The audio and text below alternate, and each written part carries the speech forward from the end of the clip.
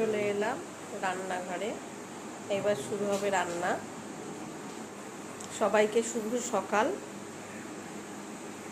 ভালো থাকবেন, সুস্থ থাকবেন, সারাটা দিন যেন সবার ভালো যায়। নমস্কার বন্ধুরা, কেমন আছেন আপনারা সবাই?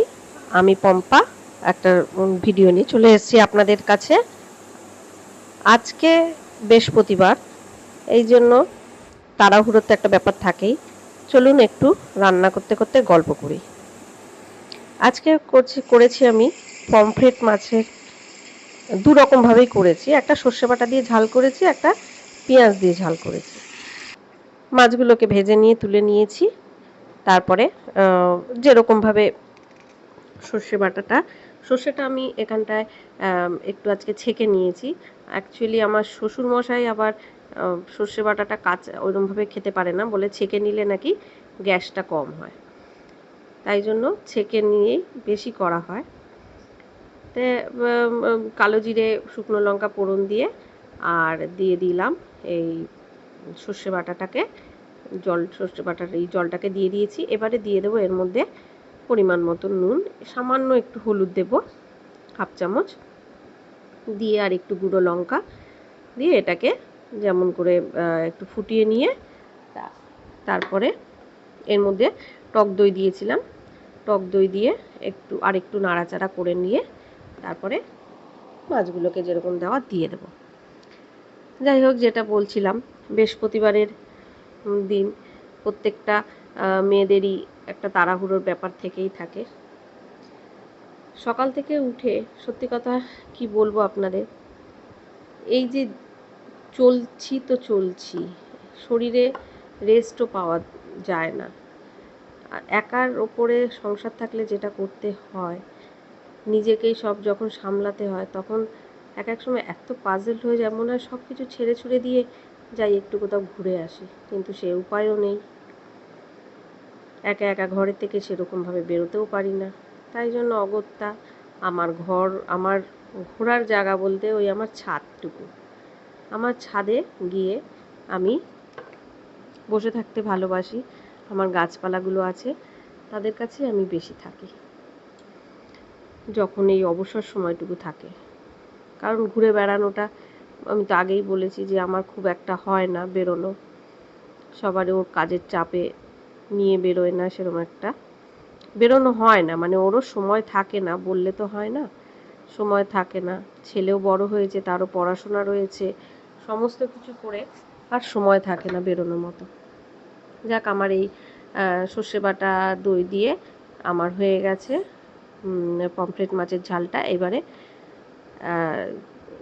পেঁয়াজ দিয়ে করব। আসলে আমার একটু অ্যালার্জির ধাঁচ আছে, তাই এই সর্ষে বাটাটাতে আমার একটু অসুবিধা হয়, আর আমার খুব একটা ভালোও লাগে না।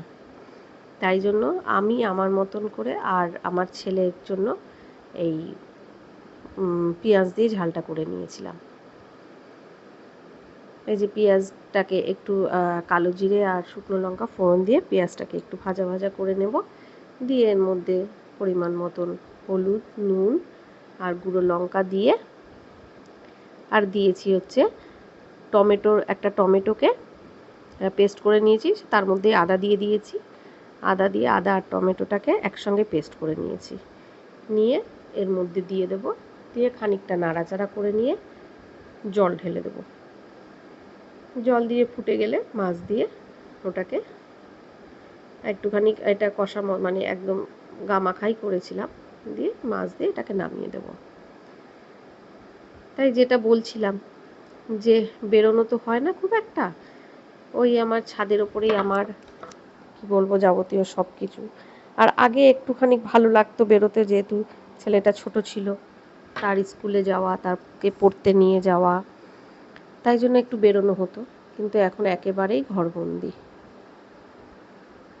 আর এখানে সেরকম একটা সবাই সবার বাড়িতে যাওয়া আসা করেও না, যে একটু গিয়ে গল্প বা সেরকম কিছু হয়ও না, খুব অনুষ্ঠান ছাড়া। আর আমার সব থেকে প্রিয় জায়গা বলেছি আমি, আমার শ্যামনগর, আমার বাপের বাড়ি। সেখানে গেলে সত্যি আমার দিন কিভাবে কেটে যায় আমি বুঝতেও পারি না। ব্যাস গেলাম, চোখটা বন্ধ করতে মনে হলো যেন আবার চলে আসতে হবে। দিনটা কোথা থেকে কোথায় কেটে যায়। আমি জানেন তো একটুকু সময় ব্যয় করি না। আমার বাপের বাড়িতে গেলে ঘুমাতেও যেন আমার মনে হয় ভালো লাগে না, যেন অনেকটা সময় তাহলে আমার ঘুমালে পরে কেটে যাবে, তাহলে আমি গল্প করতে পারবো না। তাই জন্য তারপর আমার রান্না কমপ্লিট হয়ে গেছে। এই যে চলে এলাম আমি আমার ঠাকুরের কাছে। এবার এখানে এই শান্তির জায়গাটা আমার, এখানে আমি ওই জন্য ধীরে সুস্থে বসে আমি পুজো দিই। সবাই বলে যে আগে কেন পুজো দাও না, কিন্তু কি করব বলুন, আগে এই দিকটা না সেরে গেলে আমার ওই দিকে গিয়ে তাড়াহুড়ো করতে হবে, আর ওখানে তাড়াহুড়ো করতে আমার একটুও ভালো লাগে না ঠাকুর ঘরে বসে। তাই জন্য আগে এদের পেটের ব্যবস্থা করে নিই, তারপর আমার ঠাকুরকে আমি মন ভরে পুজো দিই। যাক, আমার ভিডিওটা ভালো লেগে থাকলে একটা লাইক, কমেন্ট আর সাবস্ক্রাইব অবশ্যই করে দেবেন, কারণ আমি আগেও বলেছি আপনাদের সহযোগিতা আমার প্রয়োজন আছে আমার এগিয়ে যাওয়ার পথে। আর কারণ না, তাহলে আমি এগোতে পারবো না। আপনারা যে যেখানেই থাকবেন ভালো থাকবেন, সুস্থ থাকবেন, সাবধানে থাকবেন, আর আমাকে প্লিজ আপনাদের সঙ্গে এগিয়ে নিয়ে যেতে সহযোগিতা করুন। দেখা হবে পরের ভিডিওতে।